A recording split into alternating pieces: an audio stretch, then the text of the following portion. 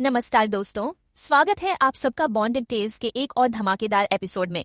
और अब बिना किसी देरी के एक क्विक रिकैप की तरफ बढ़ते हैं। अब तक की कहानी में हमने देखा कि आर्या और वेनम स्ट्राइडर बीच एक घमासान युद्ध छेड़ चुका है। अब आगे, जैसे ही वेनम स्ट्राइडर ने अपना घातक दला आर्या की ओर बढ़ाया, आर्या की आंखें अचानक से खुल गईं और उसने गहरी सांस ली। उसकी नजरें उस जहर से भरपूर शरीर पर थी जो अब उसकी मौत का कारण बन सकता था। वो अपनी कमर से खंजर निकालते हुए एक ही पल में उसे पूरी ताकत के साथ वेनम स्ट्राइडर के गले में घुसा देती है। खंजर का तेज और सटीक वार वेनम स्ट्राइडर के गले में गहराई से समा गया और उसके शरीर से जहरीला जहर निकलने लगा।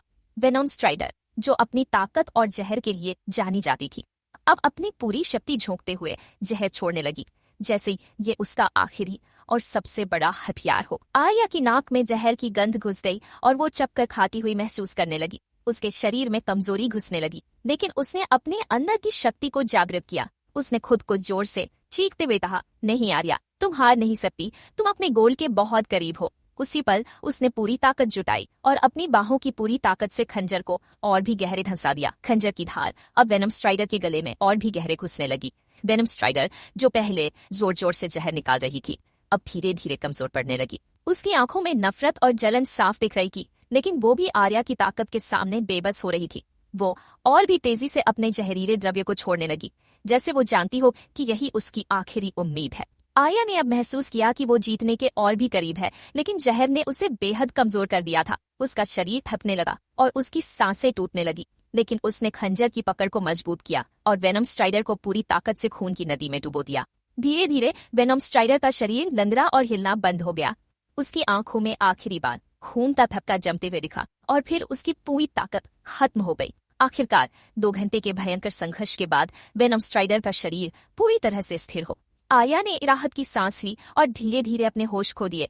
उसका शरीर थकान से लदे हुए गिर पड़ा। 2 दिन बीत गए थे, लेकिन वेनम स्ट्राइडर के इलाके में अब भी 3 बेजान शरीर पड़े हुए थे। सूरज की तेज किरणें अब आसमान के ऊपर पहुंच चुकी थी और वातावरण में एक असाधारण गर्मी फैल रही थी। आर्या, जो पिछले 2 दिनों से लगातार बेहोश पड़ी थी, अब अपने घायल शरीर को कसकर मसलते हुए धीरे धीरे उठ बैठी। उसकी आंखें पूरी तरह से खुलने में समय ले रही थी, लेकिन जैसे ही उसने महसूस किया कि वो जिंदा है, उसके चेहरे पर राहत एक लहर दौड़ गई। वो चारों ओर नजर दौड़ाता है। हर दिशा में मौत का सन्नाटा था और फिर उसकी निगाहें उस स्थान पर पड़ी जहां वेनम स्ट्राइडर का विशाल शरीर बेतहाशा बिछा हुआ था। उसके भीतर एक हलचल सी हुई और वो अपनी टूटे फूटे शरीर को झकझोरते हुए धीरे धीरे वेनम स्ट्राइडर के पास पहुंचा। वो उसकी जांच करने के लिए झुका और उसे छुआ, ये देखने के लिए कि कहीं वह अभी भी जीवित तो नहीं है। कुछ पल तक वेनम स्ट्राइडर के शरीर के संपर्क में आने के बाद आर्या ने राहत की सांस ली और कहा, शुक्र है ये मर चुका है। उसकी आंखों में तसल्ली की एक हल्की सी मुस्कान थी, लेकिन दर्द और थकान ने उसे महसूस करवा दिया कि यह उसकी असली जीत नहीं थी। आर्या ने अपनी बुरी तरह से जख्मी हुई काया को धीरे धीरे उठाया और चारों ओर देखा।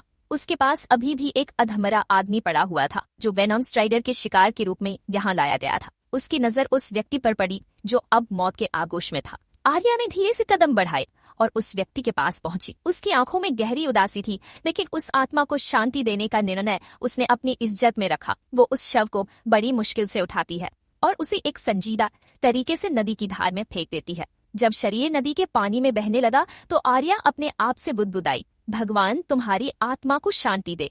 एक गहरी सांस लेते हुए आर्या ने खुद को फिर से संकलित किया। आर्या वेनम स्ट्राइडर के विशाल बेजान शरीर के पास खड़ी थी। उसकी सांसें अभी भी तेज थी और चोट से लहूलुहान शरीर थकावट में झूल रहा था। उसने वेनम स्ट्राइडर को एक आखिरी बार देखा, फिर सिर उठाकर आसमान की ओर पुकारा, होली ड्रैगन, मैंने वेनम स्ट्राइडर को हरा दिया है, अब बताओ आगे क्या करना है। आर्या की आलिया गूंजते ही अचानक उसके सामने हवा में हलचल हुई। कुछ क्षणों में एक छोटा सा ड्रैगन प्रकट हुआ जो उसके सीने के बराबर ऊंचाई का था। उसकी सुनहरी त्वचा पर धूप की किरणें पड़कर चमक रही थी। वो अपने छोटे लेकिन तेज पंखों को फड़फड़ाते हुए वेनम स्ट्राइडर के मृत शरीर की ओर देखता और फिर अपनी लंबी पूंछ हिलाते हुए आर्या की ओर मुड़ता है।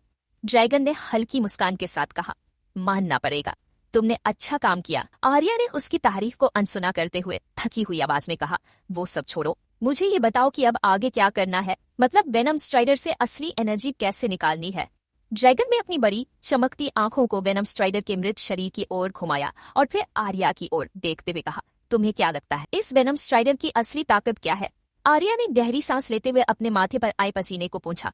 कुछ पलों तक उसने सोचा, फिर अपनी ठुड्डी हिलाते हुए कहा, जहां तक मैंने अध्ययन किया है उसके हिसाब से वेनम स्ट्राइडर अपने जहर के लिए जानी जाती है।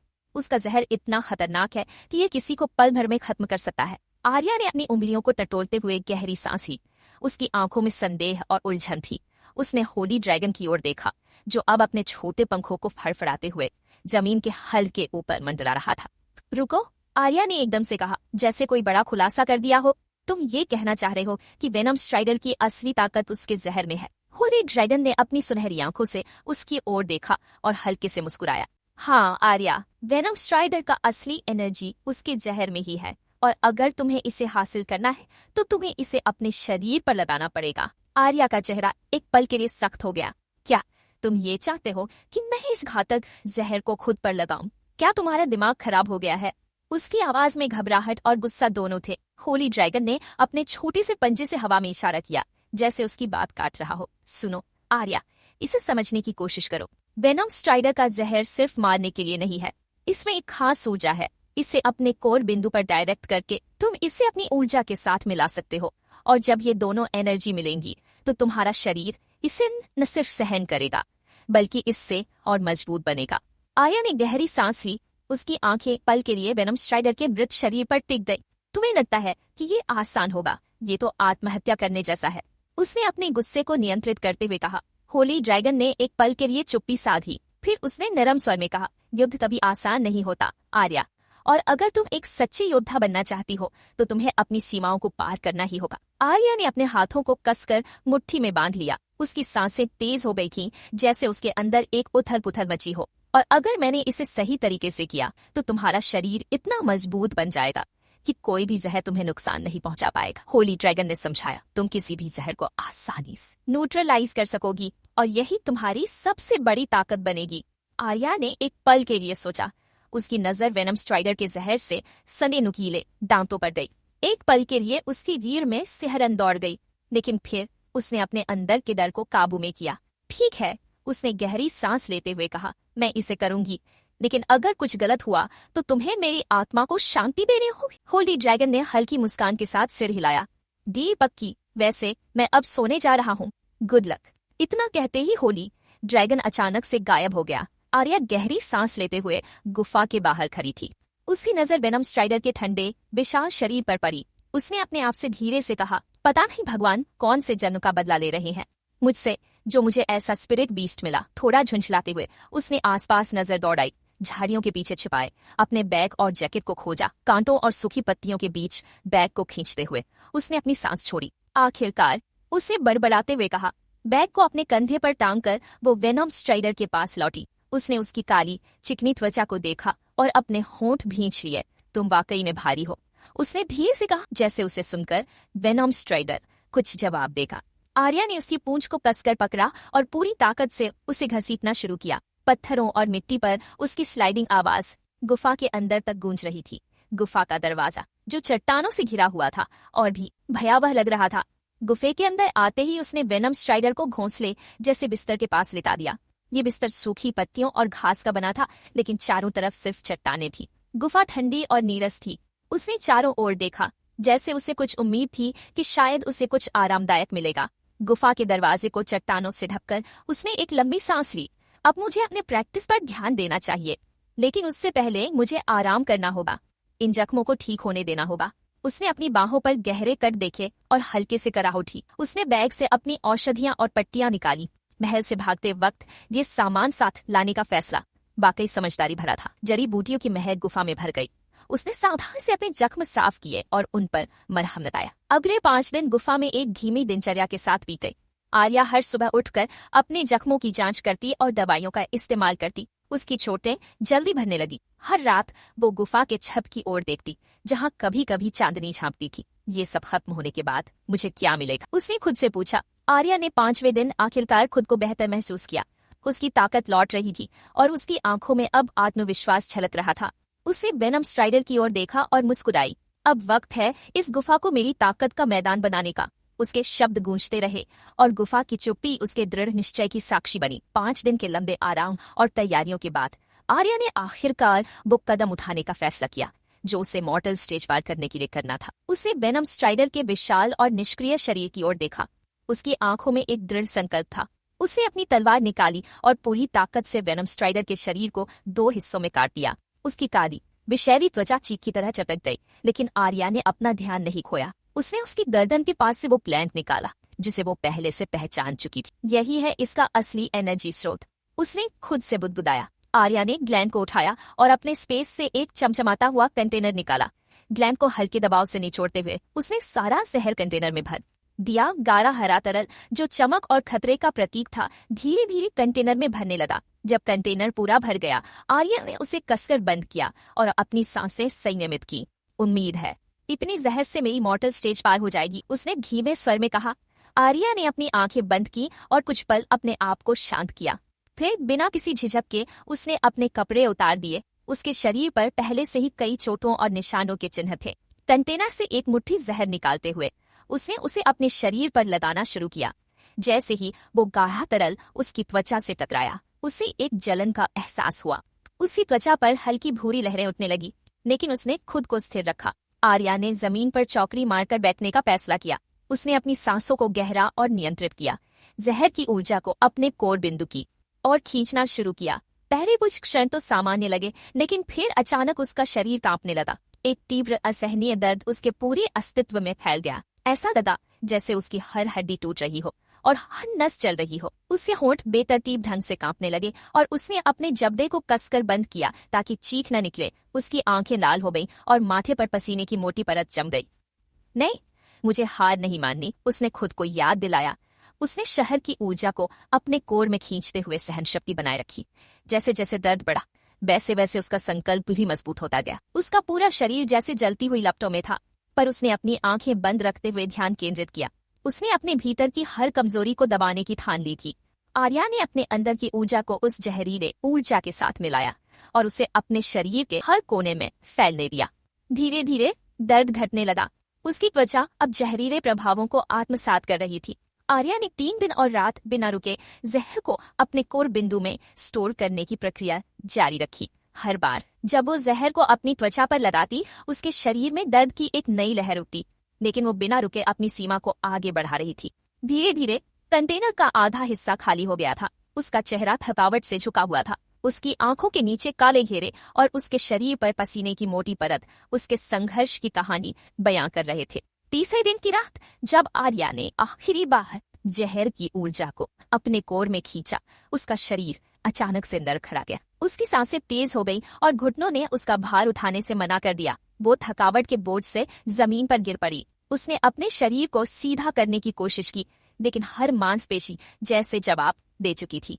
उसकी आंखें आधी बंद थीं, लेकिन उसने खुद को हारने नहीं दिया। आर्या ने हाँफते हुए खुद से कहा, आधी कंटेनर तो खत्म हो चुका है, अब मुझे प्रैक्टिस करनी चाहिए।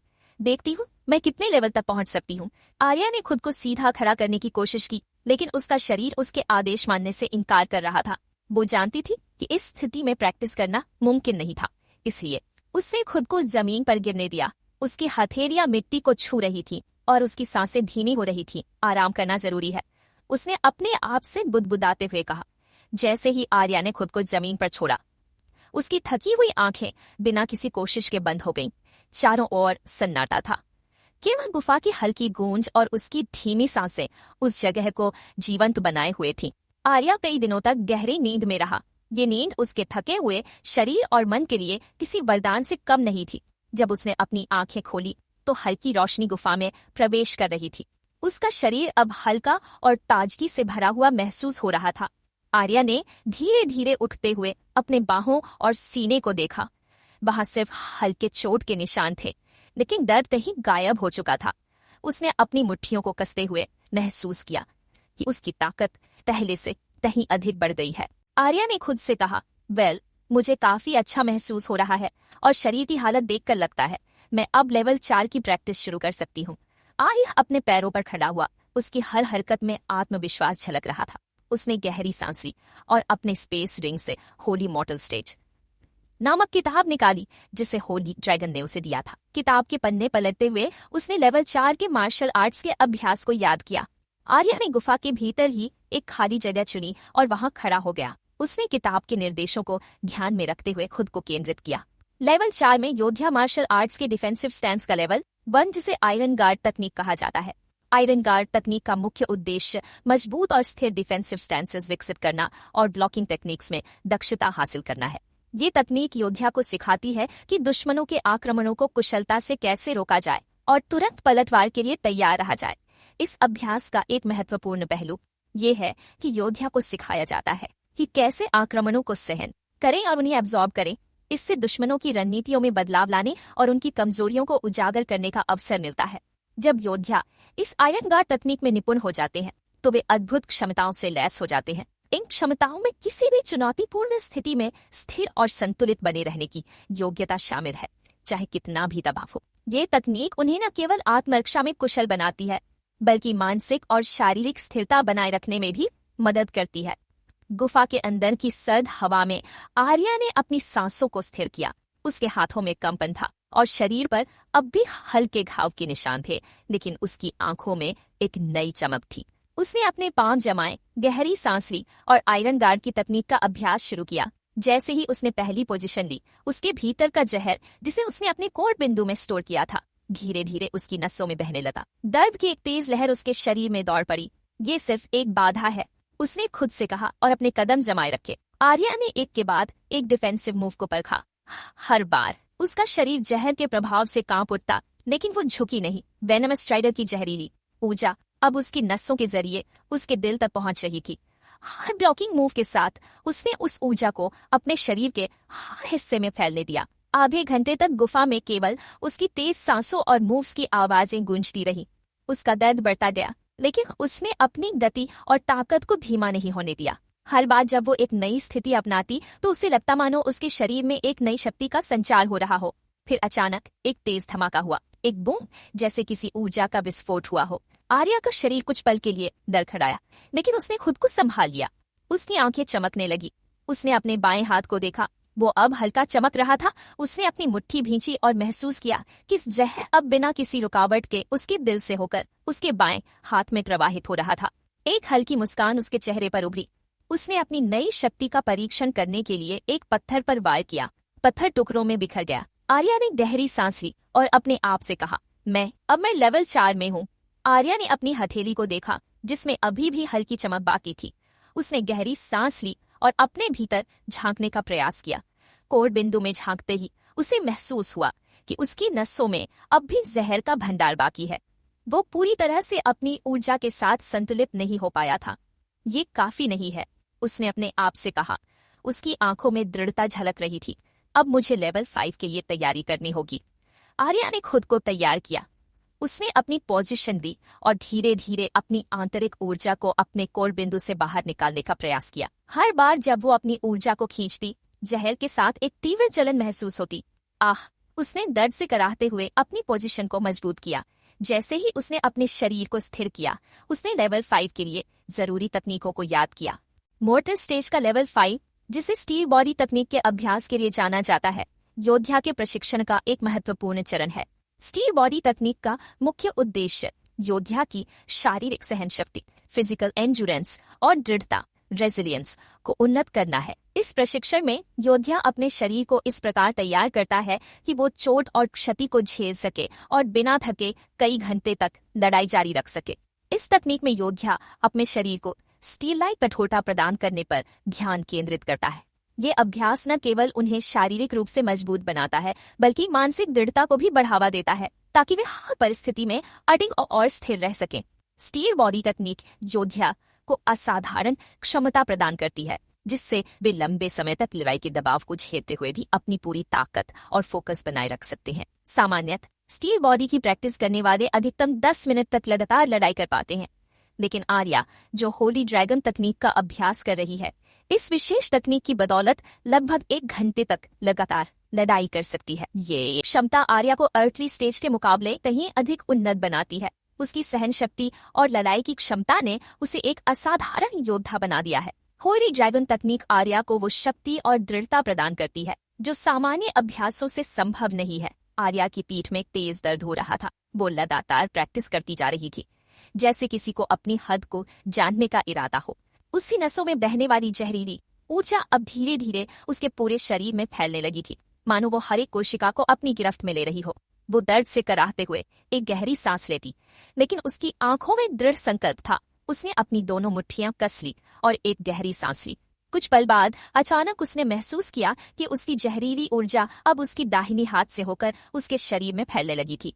वो इससे पूरी तरह अवगत थी कि वो अब उस स्तर पर पहुंच चुकी है जहां उसकी शक्ति और नियंत्रण दोनों का संतुलन महत्वपूर्ण था। क्या मैं लेवल 5 तक पहुंच चुकी हूँ? उसने धीरे से खुद से कहा, लेकिन फिर भी यकीन नहीं हुआ। हर अंग में अब एक अलग तरह की मजबूती महसूस हो रही थी। उसने अपने दाहिने हाथ को पूरी तरह से फैलाया और देखा कि उसकी जहरीली ऊर्जा अब उसे पूरी तरह से घेर चुकी थी। आर्या ने सिर उठाया और निश्चय से कहा, बस अब 2 लेवल्स बाकी हैं और मोर्टल स्टेज को पार कर जाऊंगी। उसने अपनी आंखों को बंद किया और गहरी सांस ली। अब उसके शरीर में हर अंग में एक नई शक्ति का संचार हो रहा था। आर्या का आत्मविश्वास अब आसमान छू रहा था। हर एक सांस में उसे महसूस हो रहा था कि वह जितनी ज्यादा जहरीली ऊर्जा को अपने शरीर में समाहित करती जा रही थी, उतना ही उसका नियंत्रण और मजबूत होता जा रहा था। अब उसे लेवल 6 की अगली चुनौती का सामना करना था, advanced striking level 1। Advance striking level 1, जिसे थंडर स्ट्राइक कहा जाता है, एक तकनीक है जिसमें रिफाइनिंग स्ट्राइकिंग टेक्निक्स का इस्तेमाल किया जाता है ताकि शक्तिशाली और विनाशकारी प्रहार छोड़े जा सकें। इस तकनीक को मास्टर करने के बाद योद्धा की क्षमता में अभूतपूर्व वृद्धि होती है। वे अपनी ऊर्जा को पूरी तरह से पंचेस और किक्स में ट्रांसफर कर सकते हैं, जिससे उनके डिस्ट्रक्टिव पावर और स्पीड दोनों में अत्यधिक वृद्धि होती है। थंडर स्ट्राइक तकनीक योद्धा को एक ऐसे योद्धा में बदल देती है जो न केवल शारीरिक रूप से मजबूत होता है, बल्कि अपनी प्रहारों के प्रभाव को बढ़ाकर दुश्मन को भयभीत और नष्ट कर सकता है। वो अपनी ऊर्जा को महसूस करते हुए धीरे धीरे उठ खड़ी हुई। आर्या ने गहरी सांस ली, अपनी आंखों को बंद किया और अपने अंदर की ऊर्जा को महसूस किया। उसने खुद से कहा, अब मैं जो भी करूंगी उसे पूरी शक्ति से करूंगी। जहरीली ऊर्जा अब पूरी तरह से उसके शरीर में समाहित हो चुकी थी और वो धीरे धीरे अपने कोर बिंदु से निचले शरीर तक फैलने लगी थी। ये महसूस करते हुए आर्या ने अपने पैरों को हल्का सा झुका लिया और अपने शरीर को बिल्कुल केंद्रित किया। जैसे ही उसने पहला कदम बढ़ाया, उसकी नजरों में एक अजीब सी चमक थी। उसके शरीर में एक अद्भुत शक्ति का संचार हो रहा था और वो इसे पूरी तरह से महसूस कर सकती थी। उसकी ऊर्जा अब चिपकबरी तरीके से फैलने लगी थी। ये किसी ज्वालामुखी के फटने जैसा था, धीरे धीरे और फिर एक साथ एक जबरदस्त विस्फोट। उसके भीतर से एक जोरदार बूम की आवाज आई, मानो उसकी पूरी ऊर्जा एक साथ टूटकर बिखर गई हो। ये आवाज उसके शरीर के हर अंग में गूंजने लगी और कुछ पल के लिए उसे लगा जैसे वो कुछ बड़ा हासिल करने वाली है। ये एक घमासान ऊर्जा थी जो उसके अंदर से बाहर तक फैलने लगी। आर्या ने अपने कदम और मजबूत किए और अपनी आंखों को खोलते हुए महसूस किया कि उसकी ऊर्जा अब उसे कहीं से कहीं तक बहने लगी थी, जैसे वो आखिरी मोड़ पर पहुंच चुकी हो। उसने अपने शरीर को पूरी तरह से महसूस किया।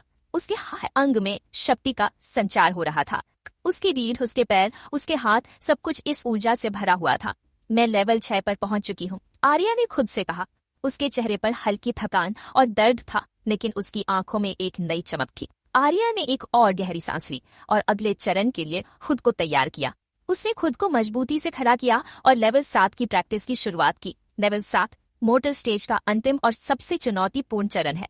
इसे पार कर लेने के बाद योद्धा दूसरे पावर स्टेज में प्रवेश कर सकता है। कि इस मुकाम तक पहुंचने के लिए योद्धा को पहले अपनी ऊर्जा को लेवल 7 तक पुश करना पड़ता है। इसके लिए आर्या को जिस मार्शल आर्ट्स तकनीक का अभ्यास करना होगा उसे प्रेशर पॉइंट कंट्रोल तकनीक कहा जाता है। प्रेशर पॉइंट कंट्रोल तकनीक में बाकी तकनीक की तरह ही 9 लेवल होते हैं और आर्या को इस समय लेवल 1 को पूरा करना है।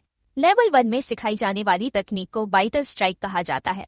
वाइटल स्ट्राइक न केवल मोटर स्टेज की मार्शल आर्ट्स ट्रेनिंग की अंतिम तकनीक है, बल्कि एनर्जी पुशअप का भी अंतिम चरण है। इस तकनीक को मास्टर करने के बाद योद्धा मोटर स्टेज के लेवल 7 में प्रवेश कर सकता है।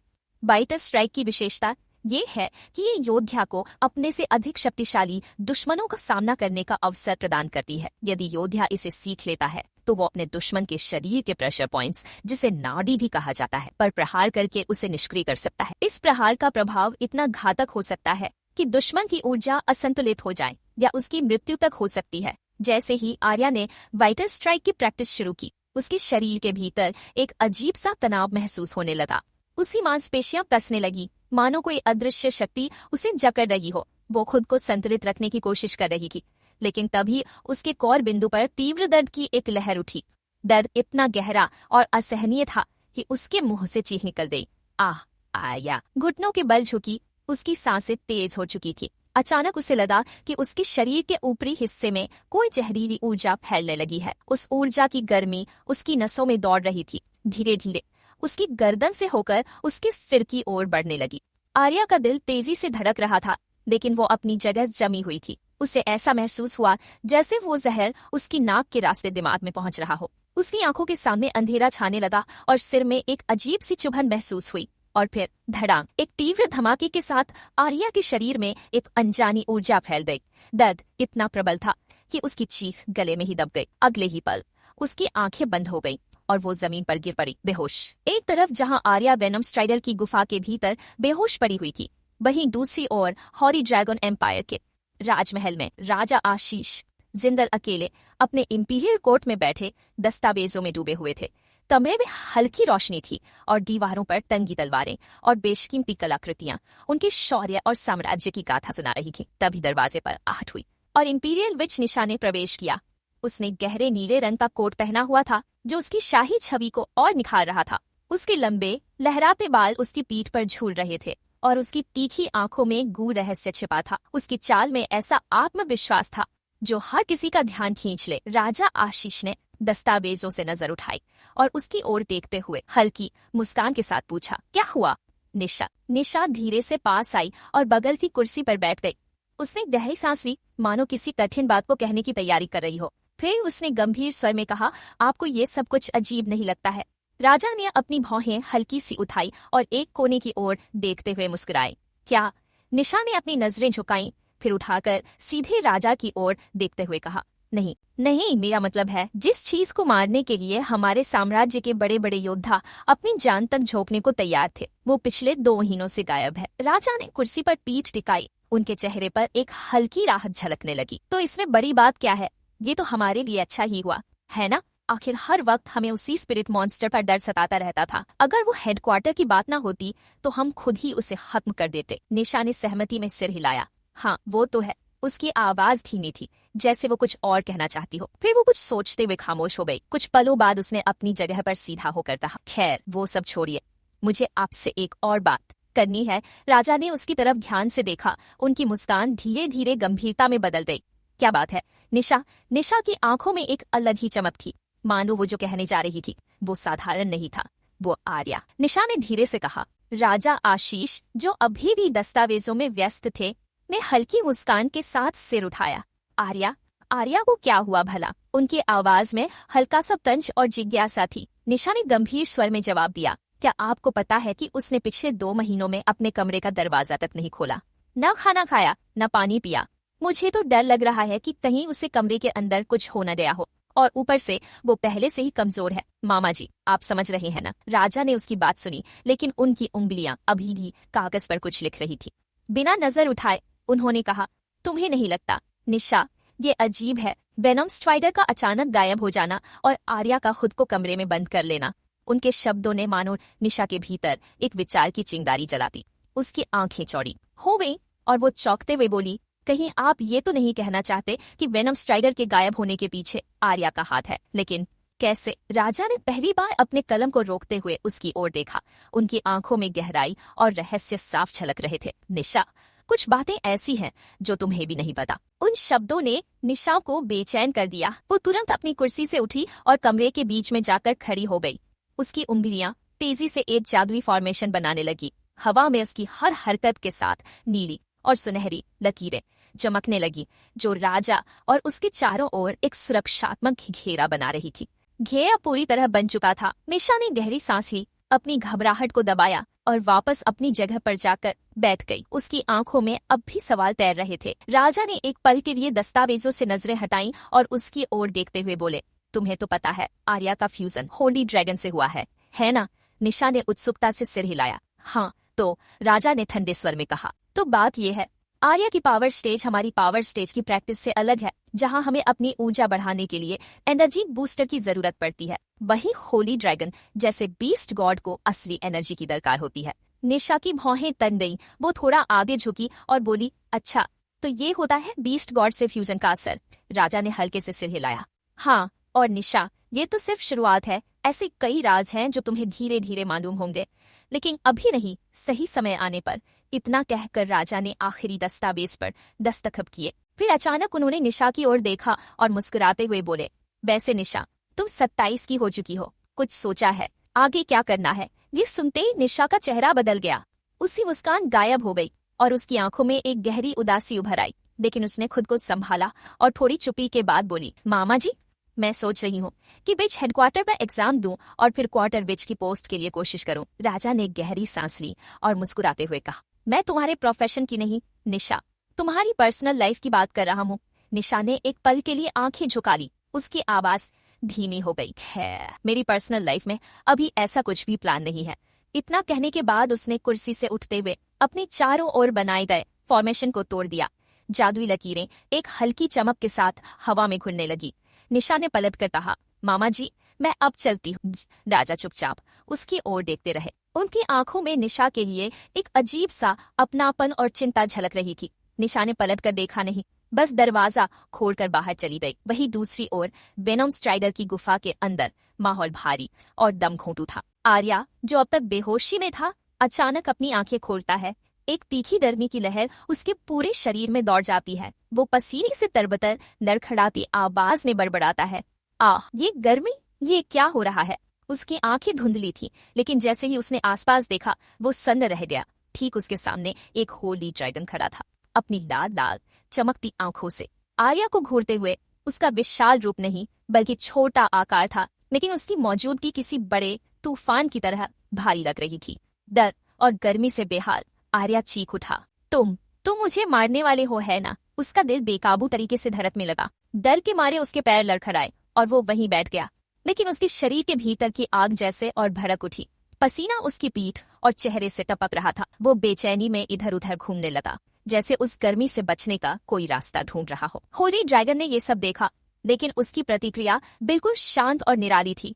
उसने अपनी लंबी पूंछ को लापरवाही से इधर उधर घुमाया और एक बड़ी सी उबासी ली। फिर एक गहरी गूंजती हुई आवाज में बोला, जाओ नदी में कूदो, ठंडे पानी में 2-3 घंटे पड़े रहोगे तो ये आग अपने आप शांत हो जाएगी।